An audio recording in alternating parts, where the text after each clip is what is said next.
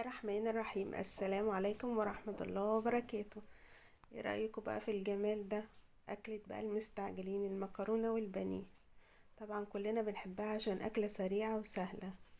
النهاردة يا حبايبي بقى هنعمل المكرونة والبانيه. بص بقى لونه ذهبي وجميل، واقول لكم على خطوة واحدة يطلع معاكم البانيه لونه ذهبي كده. تابعوا الفيديو ويلا بينا نشوف هنعمل ايه. نبتدي نتبل البانيه بتاعنا. معايا هنا خلطة ال11 بهار دي يا جماعة، بجد روعة اختراع. مش هتحتاجي بقى تحطي اي توابل تانية، بجد جميلة جدا في التتبيلات خصوصا الفراخ. جربوها في اي تتبيلة هتعجبكم قوي. انا نزلت كده بكيس خلطة ال11 بهار، هنزل كده فلفل اسود بس وملح بس كده حبايبي، ورشة ملح خفيفة، مش هنكتر في الملح، بس كده رشة خفيفة جدا لان التوابل دي بتبقى متبهرة. وهنقلب بقى التتبيلة الجميلة دي، ريحتها بجد تحفة، هتديكوا بقى طعم المشويات الجميل.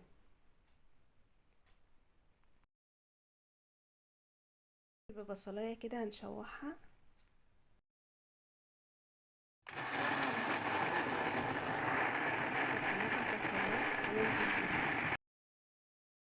نقلب بقى صلصة المكرونة الجميلة. بصوا بقى لونها، هننزل هنا بفلفل اسود وكمون وملح ومكعب ماجي وهنقلب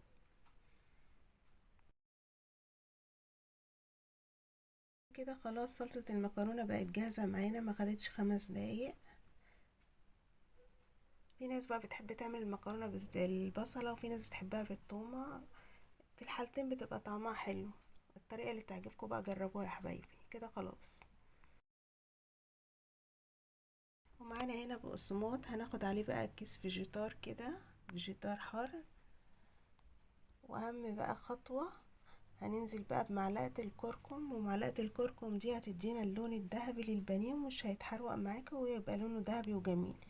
ودي بقى المعلقة السحرية، هنقلبها كده كويس.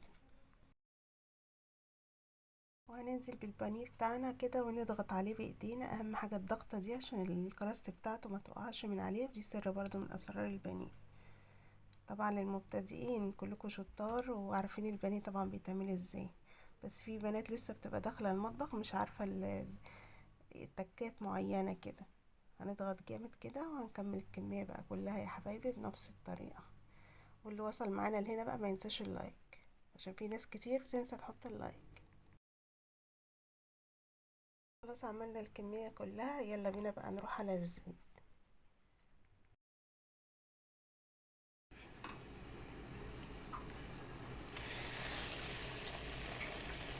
هننزل كده بالبانيه. بصوا بقى اللون هيطلع معاكم جميل عشان معلقه الكركم اللي انا قلت لكم عليه دي بتفرق معاكم كتير في لون البانيه، ما بيطلعش بقى غامق او محروق او كده. هننزل كده ايه ببقيه الكميه كده. البانيه بتاعنا خلاص. بص بقى اللون جمالي ذهبي ازاي. هنطلعه بقى على مناديل مطبخ. بص بقى طلع معانا ناجح جدا جدا. بس كده هنطلع الكميه كلها ونرجع.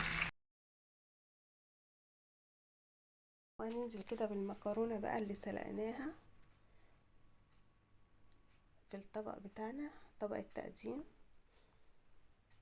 طبعا مش بنسويها قوي، بنسويها نص تسوية كده، بتبقى طعمها جميل. كل ما تبالغوا في تسويتها ما بتبقاش حلوه. ننزل بقى بصوص الطماطم بتاعنا. بص بقى لونه جميل وريحته تحفه بجد. هننزل كده في النص كده بشويه طماطم. بقى الرز البانيه بتاعنا على حروف الطبق. طبعا التقديم ده اهم حاجه يا حبايبي، بيفتح النفس وبيخلي الواحد شهيته احسن بكتير. ما شاء الله على العظمه دي، بجد تحفه. طبق بسيط وسهل هتعملوه، مش هياخد معاكم اي وقت لو مستعجلين اكلة المستعجلين دي يا حبايبي. ولو عجبكم بقى الطبق الجميل ده، ما تنسوش بقى تعملوا لايك واشتراك وتفعلوا زر الجرس عشان يوصلكم مني كل جديد انا بنزله. واستنوني في فيديوهات جديدة، والسلام عليكم ورحمة الله وبركاته.